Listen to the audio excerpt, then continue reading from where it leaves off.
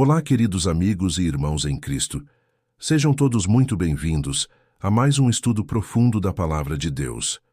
Hoje, vamos mergulhar em Gênesis capítulo 36, um capítulo que muitas vezes passamos por cima por ser uma longa lista de nomes. Mas, como sempre, a Bíblia tem tesouros escondidos em cada versículo. E hoje vamos descobrir juntos o significado e a importância da genealogia de Esaú. Então pegue sua Bíblia, prepare seu coração e vamos explorar a história da nação que surgiu do irmão de Jacó. Gênesis 36 começa de forma bem direta. E estas são as gerações de Esaú, que é Edom. A primeira coisa que notamos é essa identificação dupla. Esaú é Edom. O nome Edom significa vermelho, uma referência à cor do próprio Esaú ao nascer e também ao prato de lentilhas vermelhas pelo qual ele vendeu sua primogenitura. Essa repetição reforça que a nação de Edom descende diretamente dele. O texto nos apresenta as 3 esposas de Esaú, todas cananeias, Ada, Oolibama e Basemate. Essa escolha de se casar com mulheres de Canaã foi uma fonte de tristeza para seus pais, Isaque e Rebeca, e já sinalizava um distanciamento dos caminhos de sua família de fé. Dessas uniões nasceram seus primeiros filhos em Canaã, Elifaz, Reuel, Jeús, Jalão e Corá.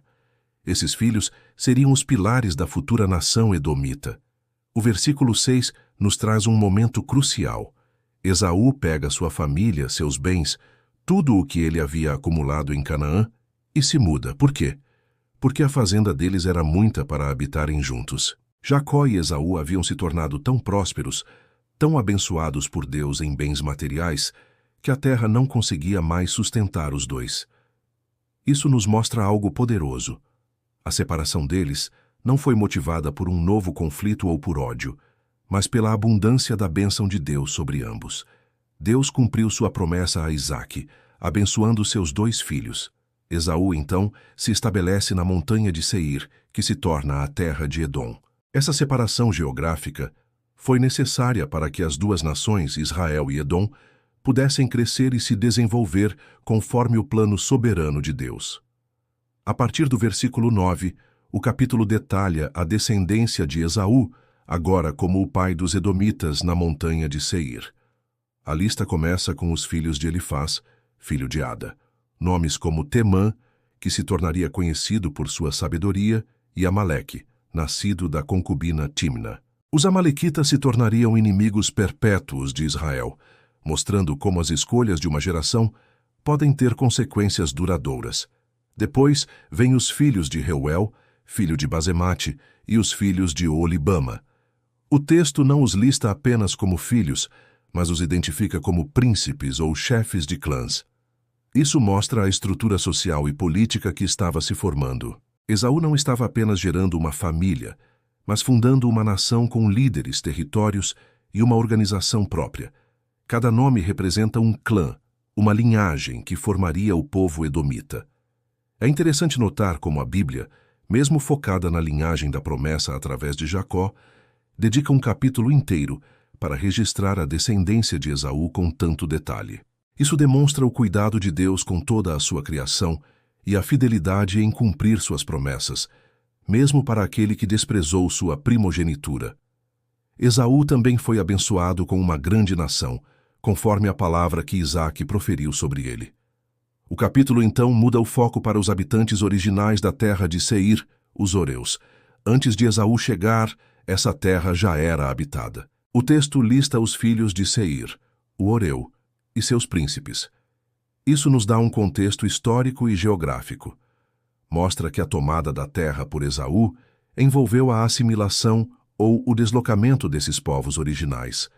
Inclusive, vemos uma conexão direta quando Aná, um dos filhos de Zibeão Horeu, tem uma filha chamada Oolibama, que se torna uma das esposas de Esaú. Essa mistura de povos era comum na antiguidade e ajudou a formar a identidade da nação edomita. Depois de listar os príncipes horeus, a narrativa dá um passo adiante e lista os reis que governaram em Edom. E há um detalhe fascinante aqui. Estes são os reis que reinaram na terra de Edom, antes que reinasse rei algum sobre os filhos de Israel. Essa frase é incrível. Ela mostra uma perspectiva histórica que só poderia ser escrita muito tempo depois. No momento em que os eventos de Gênesis ocorriam, Israel ainda não era um reino.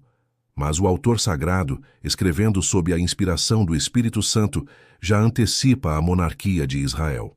Isso demonstra a soberania de Deus sobre a história.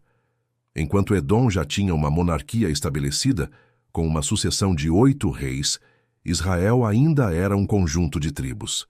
Mesmo parecendo estar atrás no desenvolvimento político, Israel era a nação da promessa, e seu rei supremo, o Messias, viria da sua linhagem. A lista de reis edomitas é diferente da dos príncipes. A monarquia não era hereditária. Quando um rei morria, outro de uma cidade ou clã diferente assumia. Isso sugere uma espécie de monarquia eletiva entre os chefes dos clãs. Isso contrasta com a monarquia davídica em Israel, que seria hereditária. Finalmente, o capítulo conclui com uma outra lista de príncipes de Esaú, segundo as suas gerações, segundo os seus lugares, pelos seus nomes. Essa lista parece organizar os clãs edomitas geograficamente, pelos territórios que ocupavam na terra de sua possessão. O capítulo termina reafirmando a identidade central. Este é Esaú, pai de Edom. Então, o que aprendemos com Gênesis 36? Primeiro, a fidelidade de Deus em suas promessas. Deus abençoou Esaú com uma nação próspera, assim como prometeu. Segundo, vemos que as escolhas têm consequências. As escolhas matrimoniais de Esaú e a linhagem de Amaleque são prova disso. Terceiro, aprendemos sobre a soberania de Deus na história. Mesmo que Edom parecesse mais avançado politicamente, o plano de Deus estava centrado em Israel. E por fim, este capítulo, aparentemente apenas uma lista de nomes, é um registro histórico valioso que confirma a existência e a organização de uma nação vizinha a Israel, mostrando a precisão histórica da Bíblia. Cada nome representa uma pessoa, uma família, uma história. E tudo está registrado na Palavra de Deus por uma razão. Que possamos aprender a valorizar cada parte das Escrituras, sabendo que toda a Escritura é inspirada por Deus e útil para o ensino. Obrigado por me acompanhar nesta jornada por Gênesis 36. Espero que este estudo tenha enriquecido sua compreensão da Palavra de Deus. Se você foi abençoado por este vídeo, não se esqueça de deixar o seu gostei, compartilhar com seus amigos e familiares e se inscrever no canal para não perder nossos próximos estudos. Que a graça e a paz do nosso Senhor Jesus Cristo estejam com todos vocês. Até a próxima.